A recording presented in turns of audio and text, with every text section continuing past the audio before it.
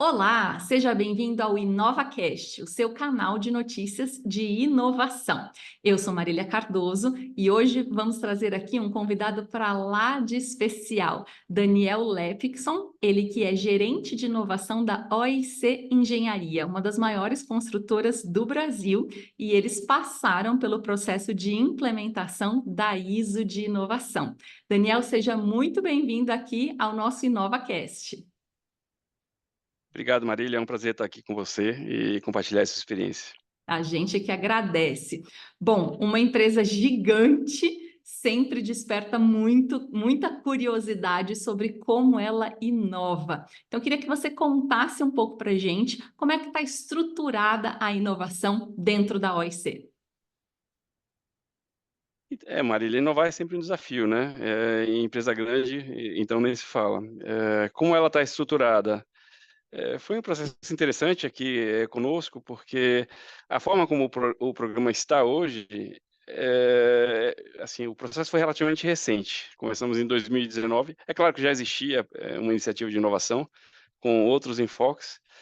Então, foi interessante porque nós acabamos moldando um programa e uma estratégia que é bem condizente com a situação da empresa, foi bem tailor-made.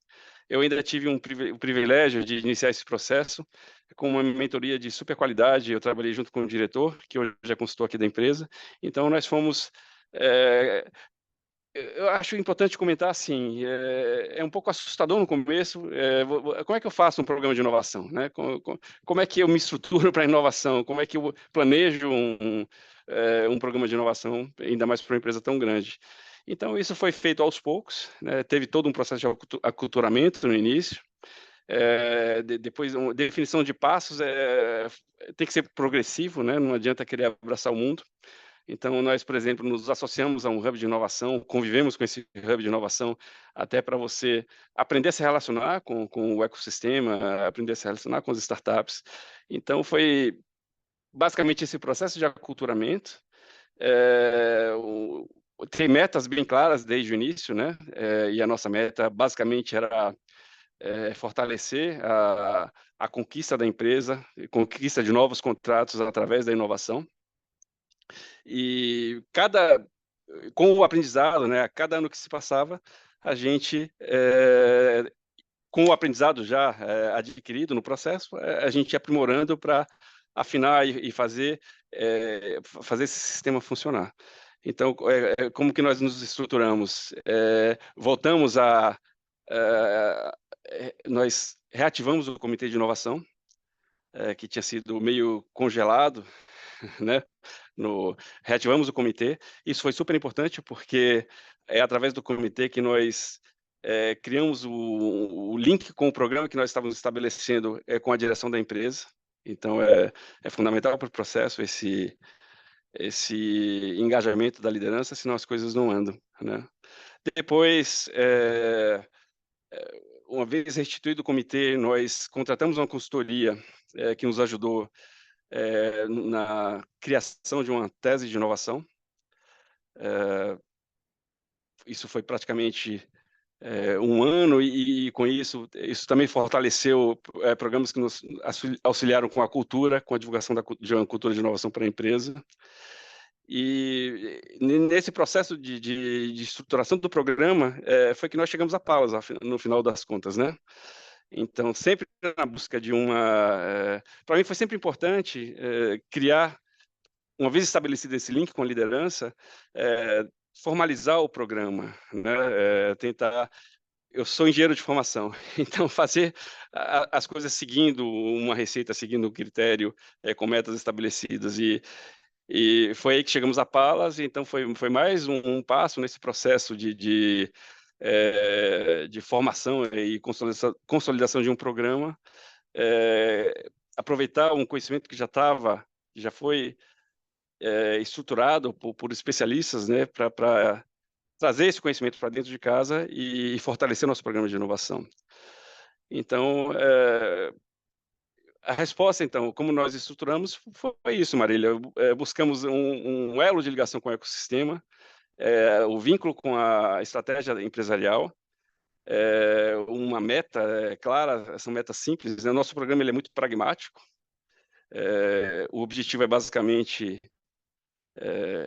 claro, melhorar, nos tornar mais competitivos, os contratos em curso, mas que isso nos ajude a novas conquistas e buscar conhecimento, né? O conhecimento que está disponível aí no mercado, para que a gente não o erro é valorizado nesse processo de inovação, né? Mas eu não quero cometer erros que já foram cometidos por outras pessoas desnecessariamente. Então, o erro como aprendizado é bem-vindo, mas nós queríamos aproveitar o conhecimento já existente nessa área, né? E trazer para dentro de casa e otimizar esse nosso amadurecimento, digamos assim, para o programa ele ficar produtivo tão logo quanto possível, né? E hoje nós já estamos colhendo os frutos. Então a nossa estratégia está dando resultado. Que bom, esse é o mais importante. Eu queria que você contasse também como é que foi o processo de implementação da ISO, porque eu converso com muitas pessoas sobre esse tema e muitas vezes elas ficam com a sensação de que primeiro eu preciso ter tudo estruturado para depois buscar a certificação. E na verdade é o contrário, né? O processo de implementação da norma, ele vai justamente ajudar a empresa a estruturar uma área de inovação, definir os seus objetivos, os processos que ela precisa estabelecer para alcançar esses objetivos e também os indicadores que vão mostrar se ela está no caminho certo ou não. Como é que foi tudo isso para vocês? Olha, eu não quero falar isso para te bajular. O processo foi muito legal, Marília. Como eu falei, foi um aprendizado. É o interessante assim, porque no fim a gente está aplicando uma norma. Quem já mexeu com norma sabe que não é a coisa mais divertida do mundo, né? Mas a forma como ele é feito, o processo é interessante, ele se torna interessante.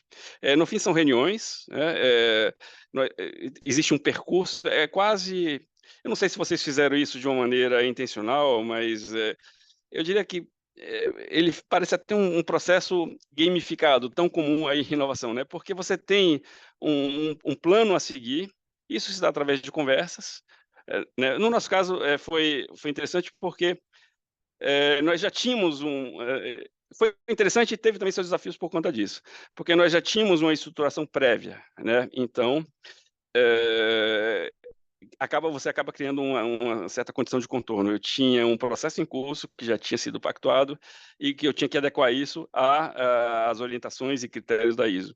Mas o processo em si é muito legal. O que que eu gostei, o que que eu destacaria? As próprias reuniões, nós fizemos com o Alexandre, que é um especialista, e reuniões participativas. E no nosso caso, nós somos uma equipe corporativa, que não representa uma construtora, né, nós somos um escritório. Nós convidamos, embora o escopo fosse a nossa área, a área corporativa de inovação, nós convidamos para ter até mais representatividade uma obra, que tinha uma participação destacada, que estava bastante engajada na inovação. Então, esse processo que tinha tudo para ser maçante, né, aprender uma norma e aplicar uma norma, ele se deu na forma de reuniões, de conversas, de bate-papos, né, com um plano previamente definido, envolvendo colegas que estavam aplicando esse conhecimento na prática. Então, foi muito, eu diria, foi muito instrutivo para nós, foi muito proveitoso, mas também foi muito divertido. Eh, o processo, ele se dá, com reuniões periódicas e entre as reuniões, nós temos algumas tarefas a serem cumpridas. Então, isso é interessante porque, é isso, você vai, se preparando e você vai construindo a 4 a 6 mãos, né, você vai construindo com um especialista, no fim o produto desse processo vai ser o seu próprio manual de inovação, que você vai construindo ao longo do processo, você adquirindo conhecimento e construindo esse documento que é o entregável final do processo, né. Foi bastante nesse meio tempo nós tivemos, faz parte também do programa, você faz um curso, né, existe programas gravados, um EAD aí da Palas, que também é muito bacana, com uma parte mais conceitual. Então é um processo, foi interessante, foi gratificante participar, porque é isso, você você vai construindo esse seu documento. Essa eu acho que é a grande tarefa que a gente tem a cumprir, Marília. Você trazer, vocês trazem o conhecimento, né, da norma ISO, e nós trazemos a realidade da empresa, né, o conhecimento, o nosso conhecimento da nossa estratégia corporativa, da nossa cultura corporativa, e a gente tem que fazer esse casamento, né, funcionar. Não adianta termos eu criar um documento que fosse 100% compatível com a ISO, que não fosse diretamente aplicável, né? Então, e esse processo ele é construído, discutimos isso com o Alexandre e funcionou muito bem. Foi bem bacana. Foi um É. aprendizado. Exatamente. E acho que você tocou num ponto bem importante, né? Que é uma jornada feita a várias mãos, né? O papel da consultoria, ele é simplesmente o de nortear, de apontar caminhos, mas as respostas, elas vêm todas de dentro, né? Eu até costumo dizer que a gente vem de consultoria porque é o termo que o mercado entende, mas o que a gente entrega é fazedoria, porque a gente precisa fazer junto com o cliente, entendendo a sua realidade, a sua cultura e os seus objetivos estratégicos. Mas, embora tenha sido divertido, eu queria que você apontasse aí quais foram os desafios e as lições aprendidas ao longo deste caminho, porque eu acho que são várias provocações, né, que a gente vai fazendo ao longo do processo de implementação, muitas fichas vão caindo, né? Então, como é que foi isso para vocês, né? O que vocês entenderam ali como lições aprendidas, o que vocês levam de agora em diante, né? O grande desafio para nós, eu cheguei a comentar quando estava escrevendo o processo. O maior desafio foi que isso foi o escopo do nosso trabalho aqui com a Palas era restrito à área de inovação, a um grupo, a uma equipe que está na esfera corporativa de uma construtora. E então, eu sempre tive que fazer um esforço para que esse limite ficasse bem delineado. E qual o problema? No nosso caso aqui, na nossa cultura, eu não posso envolver outras áreas, porque isso seria uma espécie até de... Eu estaria entrando em programas de outras pessoas, sabe? Então, o grande desafio desse processo foi manter o escopo, né, que era restrito à área de inovação, e, ao mesmo tempo, aproveitar tudo que já havia sido construído previamente, né, e adequar à realidade da empresa. Então, como eu falei, a gente tinha algumas, talvez fosse mais fácil, né? Se eu tivesse, você falou, não existe pré-requisito. A gente pode começar porque você vai construindo o, você vai estruturando, você vai construindo essa estrutura do programa ao longo do processo. Então eu criei certas condições de contorno que eu sempre tinha que trazer a discussão para eu não acabar assim eh, entrando em trabalho no programa de outras pessoas. Então esse foi o maior desafio. Como lições aprendidas, Marília, embora isso criou, como eu falei, restrições ao processo, eu não sei, eu acho que valeu a pena. Aí eu não sei como seria o processo se a gente não tivesse, se a gente tivesse começado a estruturar com a Palace, talvez fosse mais fácil. Mas eu gostei do fato, embora tenha criado essa dificuldade, eu gostei do fato da gente já ter entrado. Então, como lições aprendidas, eu acho que eu faria a mesma coisa de novo.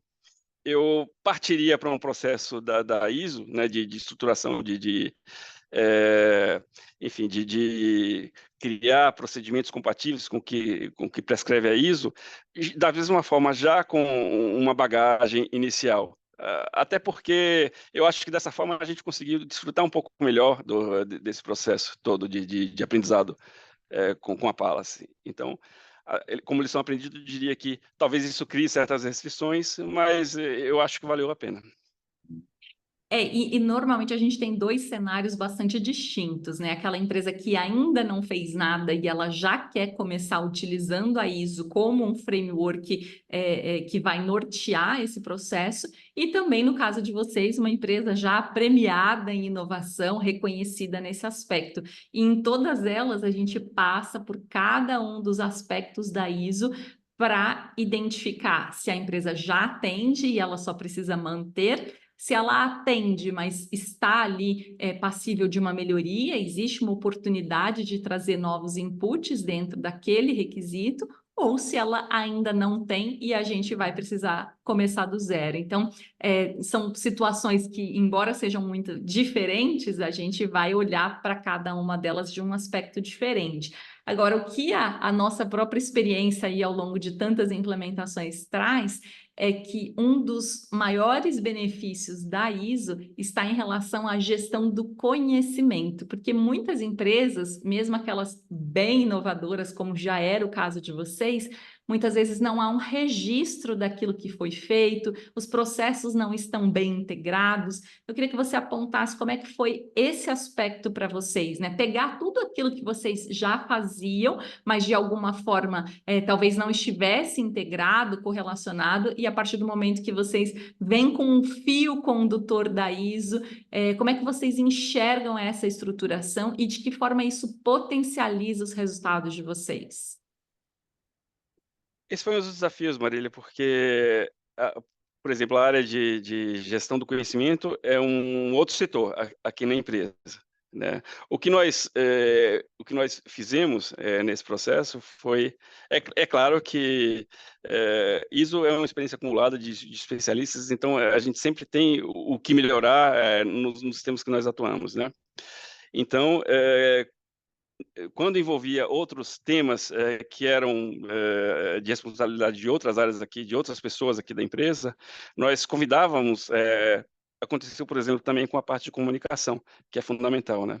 Então nós chamamos a equipe, de gestão do conhecimento para as reuniões, e foi sem dúvida bastante proveitoso, né.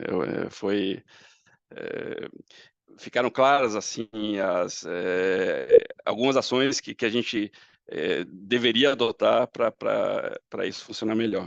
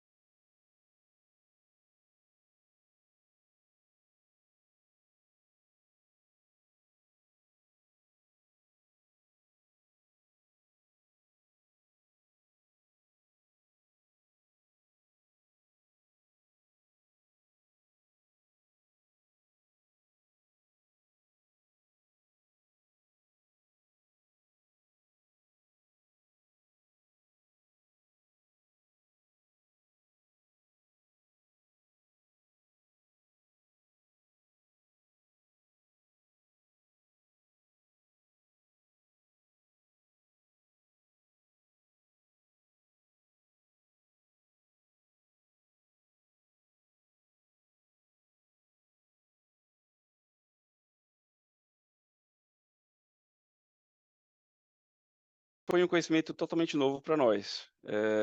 Até então, nós considerávamos apenas o risco inerente ao processo de inovação, né, e aprendizado com erro, esse tipo de coisa. Então, foi muito bom, foi muito importante para nós, porque isso torna o nosso programa muito mais robusto, né, não só como você, bem comentou, diferenciando risco de oportunidade, nós, aproveitamos essas oportunidades, né, sabendo como lidar com isso, tendo um sistema de gestão preparado, nós aproveitamos essas oportunidades e tornamos a empresa, menos, sujeita a tropeços, né, através desse mapeamento de riscos, e se preparando para o risco. O próprio risco, ele pode também ser uma oportunidade, né. E eu te dou um exemplo, eh, eu o aconteceu no mercado da construção uma grande transformação digital, que veio com o BIM. Isso estamos falando de 2000, início dos anos 2000. Isso pode ser encarado como um risco, né, porque torna, uma empresa completamente obsoleta em uma questão de alguns anos. Ou pode ser uma oportunidade, né, de você, ganhar mercado. Então, isso, claramente entraria, né, nesse nosso radar, né, no sistema de gestão. Inclusive, esse é um assunto, o BIM, a transformação digital, isso está sob a nossa gestão. De forma que você prepara a empresa, o risco pode virar uma oportunidade de negócio, né, tornar a empresa mais preparada para enfrentar o futuro. Então foi um conhecimento, extremamente importante para nós. Isso, como eu falei, traz uma robustez maior para o nosso programa de inovação. E se você não aproveita uma oportunidade, ela acaba se tornando uma ameaça, né? Bem interessante esse exemplo aí que você trouxe em relação à tecnologia, né? Então, a tecnologia, ela está aí invadindo todos os mercados todos os dias. Então, se eu não adotar, muito provavelmente, eu vou perder oportunidades e ter o meu negócio ameaçado por elas. Então, acho que você foi bem feliz aí nesse exemplo que você trouxe. Bom, o papo está muito bom, mas para a gente fechar aqui, eu queria que você trouxesse os benefícios esperados, né? O Alexandre sempre diz que o jogo começa quando acaba, porque quando a gente termina o processo de implementação e a empresa tem o seu manual de governança de inovação, quando ela tem esse mapa, né, onde mostra ali onde ela quer chegar, o que ela precisa fazer, quais indicadores vão mostrar se ela está no caminho certo ou não. Então, agora que vocês já estão com esse mapa na mão, quais são os benefícios esperados? Eu acho que o maior benefício, aqui nós fazemos sempre um planejamento anual, né, e no meu planejamento, desde então, tinham ações mais imediatas e, você implementar um funil de inovação era sempre um projeto futuro, até então, para mim. O que acabou isso foi para mim uma surpresa até, né, o que eu queria, nesse processo era simplesmente a capacitação, criar um sistema de gestão, compatível com o que está prescrito na ISO e colher os frutos com isso, né. Mas o que acabou acontecendo foi que nesse processo, essa minha meta, que era até então para mim uma meta de futuro, eu consegui antecipá-la. Quer dizer, com o conhecimento adquirido, mas a plataforma Criare, que é onde a gente consegue praticar todo esse aprendizado, eu acabei conseguindo antecipar uma meta que para mim era uma meta futura, que é justamente isso viabilizou em última análise, que a gente estabelecesse pelo menos a sistemática, de criação, de um pipeline, de um funil de inovação na empresa. Então eu consegui, e isso é o propósito do nosso programa de inovação, né, Marília? Então, eu consegui, tangibilizar, né, criar, enfim, implementar, antecipar essa implementação de um funil de inovação na empresa sistemático, que era desde sempre, desde que foi criado, o objetivo do nosso programa de inovação. E um outro efeito que eu gostaria de destacar, também é parte da nossa atribuição aqui, do nosso escopo, a participação da empresa, levar, o que nós fazemos de inovação ao mercado e ser reconhecido por isso, né. Então a gente participa de prêmios de relevância, aqui no mercado nacional. Você organizando esse processo, né, com boas técnicas de gestão e tendo uma base de dados consistente, consolidada, né, que implementada na prática, com a plataforma Criare, Isso acaba facilitando para nós, esse processo, porque, via de regra, quando se inscreve num processo como esse, você tem que fornecer uma série de informações, né. Hoje e essas informações elas estavam esparsas, nós as tínhamos, mas estava em Excel, em outros bancos de dados, em outros arquivos.